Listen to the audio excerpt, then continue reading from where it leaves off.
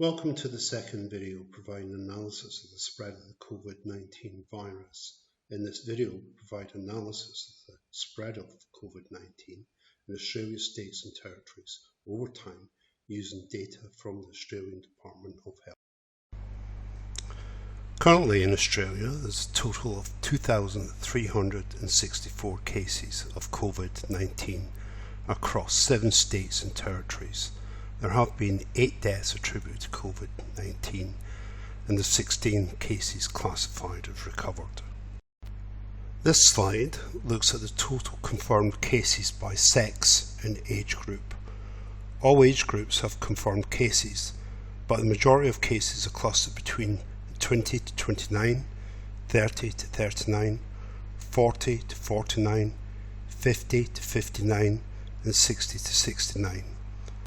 To a lesser degree, 70 and 79, are under 50 cases in the 0 to 9, 80 to 89 and the over 90 age groups. Infection appears to be evenly distributed between the sexes. This slice analyses the source of COVID-19 transmission and total cases by state and territories. The vast amount of COVID-19 across all states and territories have been imported into Australia. That is the government line. But there is evidence in 6 states and territories that community transfer is present and accelerating, especially in New South Wales, Victoria, Queensland. Recent deaths and the increase in COVID-19 cases in several states can be linked to the Ruby Princess debacle in New South Wales. This slide looks at the combined cases of COVID-19 in Australian states and territories over time. Australia, at the onset of COVID-19 health emergency, was one of the first countries to ban travellers from China and, with assistance of Qantas, launched repatriation flights from Wuhan and later from Australians caught up in the Diamond Princess outbreak. Those from China and Japan were located in quarantine facilities on Christmas Island and Darwin. Since then, it would appear that the federal government and state governments in Australia have followed rather than led. Australia only closed its borders. These next several views will look at individual states and territories over time. New South Wales is a standout state with over 1,000 cases and the emergence of community transfer. Populations have not grasped the importance of social and physical distancing, for example, Bondi Beach, and this is reflected within the graph. Victoria and Queensland are an estimated 4 days behind New South Wales in cases and once again have not fully grasped the importance of social and physical distancing.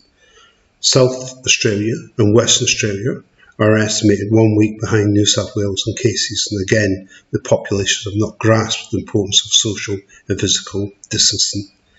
ACT and Tasmania are estimated 2 weeks behind New South Wales. The Northern Territories, well, we'll need to relocate. Summary. On the current projected trajectories across all states and territories, with the exception of the Northern Territory, Australia will be heavily impacted within the next month as community transfer takes hold.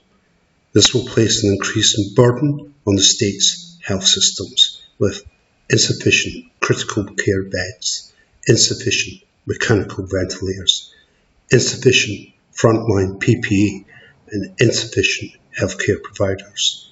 The explosion of cases that occurred in northern Italy, Spain and New York State has not occurred here just yet, but episodes like releasing from quarantine infected individuals from the Ruby Princess and the large numbers catching waves on Bondi Beach, or the public bus driver in Perth who drove for 4 days whilst infected, means that it's only a matter of days until the explosion occurs here in Australia.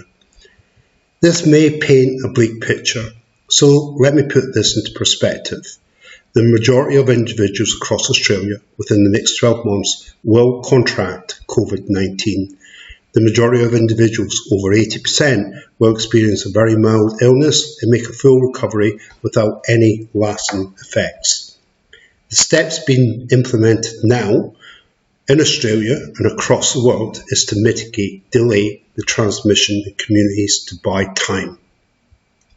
Please stay safe and practice social distancing.